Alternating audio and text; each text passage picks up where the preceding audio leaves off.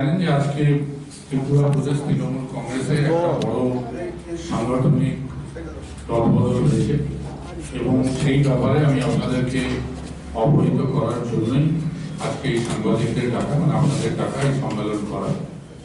এবং একটা গুরুত্বপূর্ণ সিদ্ধান্ত আমাদের সর্বভারতীয় তৃণমূল কংগ্রেসের শীর্ষ নেতৃত্ব তারা একটা সিদ্ধান্ত নিয়েছেন।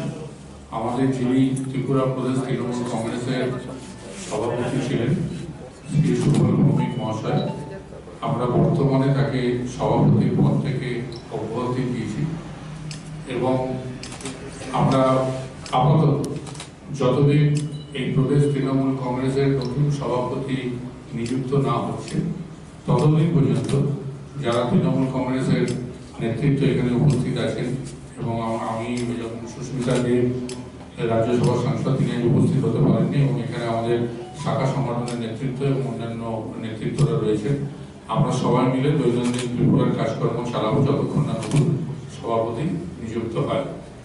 এবং দেখুন, কখনো কখনো কোনো সময় শীর্ষ নেতৃত্ব একটা সিদ্ধান্ত নেয় এবং আজকেও সেই সিদ্ধান্তটা আমরা নিই সেই কারণে, কারণ আমরা মনে করি যে তৃণমূল কংগ্রেস ত্রিপুরার বুকে মানুষের যে আশা আকাঙ্ক্ষা রয়েছে, মানুষের সেই আশা আকাঙ্ক্ষাকে আমাদের যদি পরিপূর্ণ করতে হয় তাহলে নিশ্চিতভাবে তৃণমূল কংগ্রেস কর্মী নেতৃত্ব এবং সাধারণ মানুষের যে চাহিদা আছে সেই চাহিদার সঙ্গে সামঞ্জস্য রেখে আমাদেরকে এগিয়ে চলতে হবে।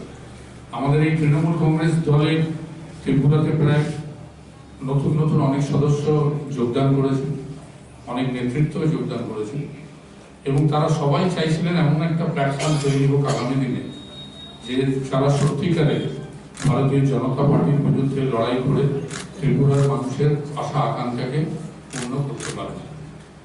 আমরা বিগত দিনে যে আমাদের উপনির্বাচন হয়েছে, আপনারা জানেন আমাদের এখানে 4টে উপনির্বাচন ছিল, তার আগে পৌর নির্বাচন ছিল। পৌর নির্বাচনে তৃণমূল কংগ্রেস ব্যাপক সাফল্য পেয়েছিল।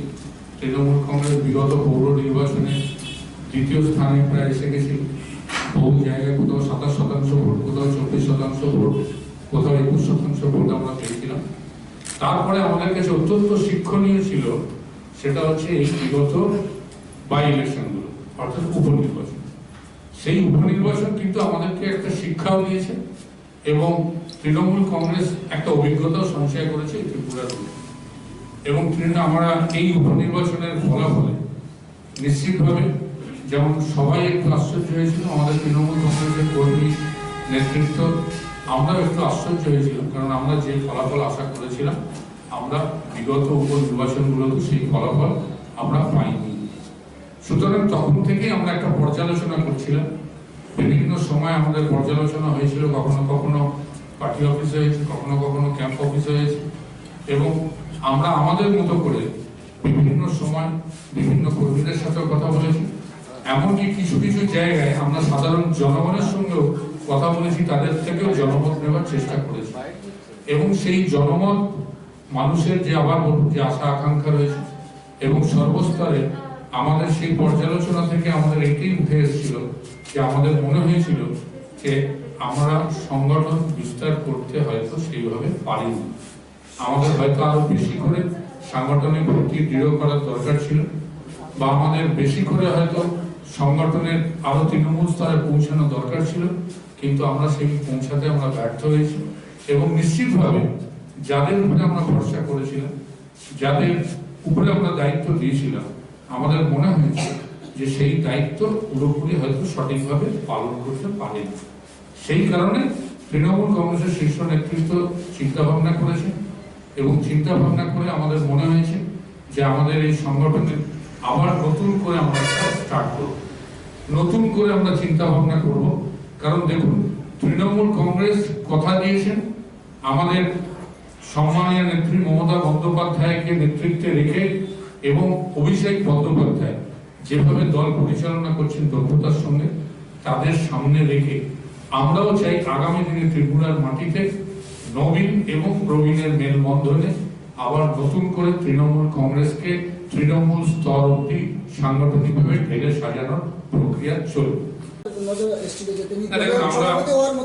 আমরা আবার বলছি যে আমরা মনে করেছিলাম যে সুবল ভৌমিকের দীর্ঘ রাজনৈতিক অভিজ্ঞতা আছে, এবং এটা তো ঠিকই, তিনি বহু রাজনৈতিক দলে ছিলেন, বহু রাজনৈতিক দলের বহু পদাধিকারী তিনি ছিলেন, এবং সেখান থেকে তখন আমাদের মনে হয়েছিল যে নিশ্চিতভাবে তিনি সংগঠনকে সুন্দরভাবে সাজাতে পারবেন এবং দলকে হয়তো ভালোভাবে সুদৃঢ় নেতৃত্বে দাঁড় করাতে পারবেন। কিন্তু যাই হোক, কখনো কখনো দলকে একটা পরীক্ষা নিরীক্ষার মধ্যে দিয়েও এগিয়ে নিয়ে যেতে হয়। ধরুন অনেক সময় অনেক জায়গায় আমাদের পরীক্ষা করি, পরীক্ষা করে কোথাও যদি দেখা যায় যে না আমাদের আশানুরূপ ফল হলো না, আমরা আবার আর একটা পরীক্ষা নিরীক্ষার মধ্যে দিয়ে যাই। সুতরাং আমরা একটা পরীক্ষা করেছিলাম, আশানুরূপ ফল হয়নি, কিন্তু তাকে যা সভাপতির আসন থেকে অব্যাহতি দেওয়া হয়েছে, অন্য কোনো না। আমরা আবার একটা পরীক্ষা নিরীক্ষা করে আরেকজন কারোর উপরে আমরা দায়িত্ব দেবো। সুতরাং দল তো পরীক্ষা নিরীক্ষার উপর দিয়ে চলে। বারবার তো দেখবেন বিভিন্ন জায়গায় দলের বিভিন্ন সময় অন্যান্য রাজনৈতিক দলের সভাপতি থেকে শুরু করে বিভিন্ন যারা পদাধিকারী তাদের পরিবর্তন হয়। সুতরাং এটা তো স্বাভাবিক প্রক্রিয়া, এর মধ্যে অস্বাভাবিকতা কিছু নেই। বিধানসভা নির্বাচনের 6 মাস আগে পরীক্ষা নিরীক্ষা আপনাদের দলের ভোট ব্যাংকে কোনো প্রভাব ফেলবে না? দেখুন, আপনারা যদি বলেন, আমি এটাই একটু আগে বললাম, উপনির্বাচনের যে ফলাফল সেটাই সত্যিকারে সাধারণ মানুষ যেমন আশাহত হয়েছে, তেমনি আমরাও আশাহত হয়েছি। এবং আর 8 মাস বাকি আছে বিধানসভা নির্বাচন, কি 7 মাস 6 মাস যাই হোক বাকি আছে।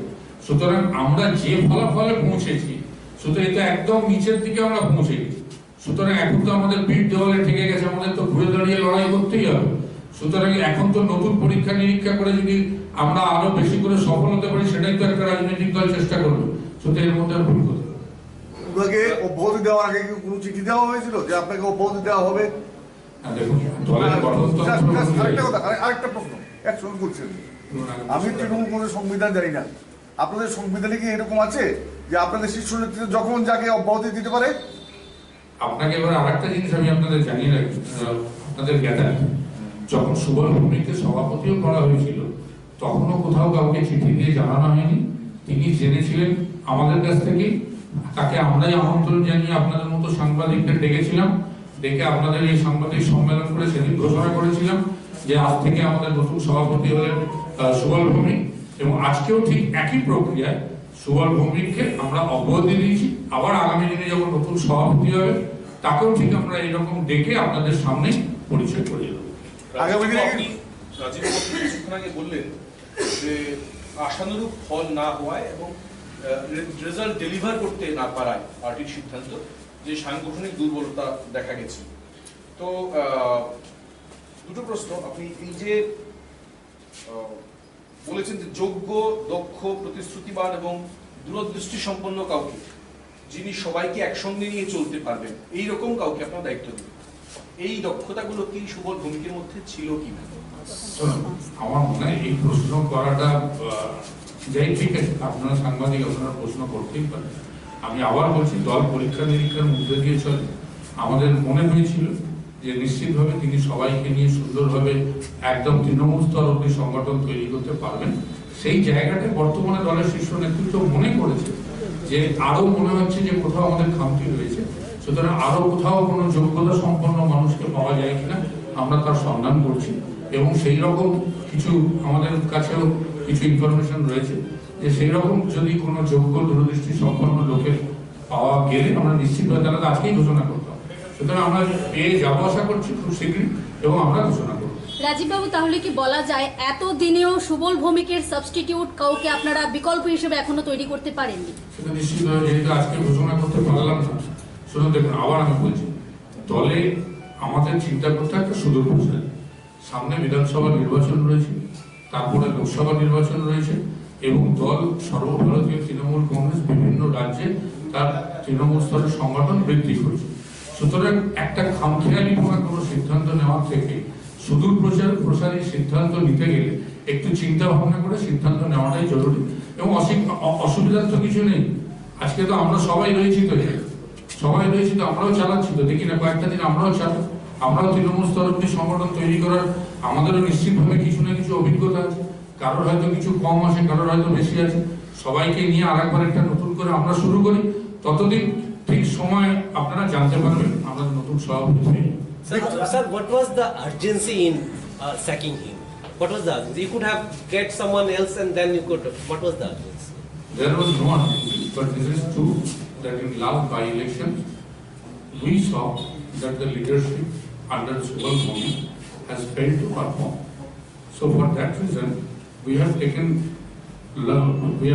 long discussions, and the discussions were took place in Kolkata also, in Tripura also.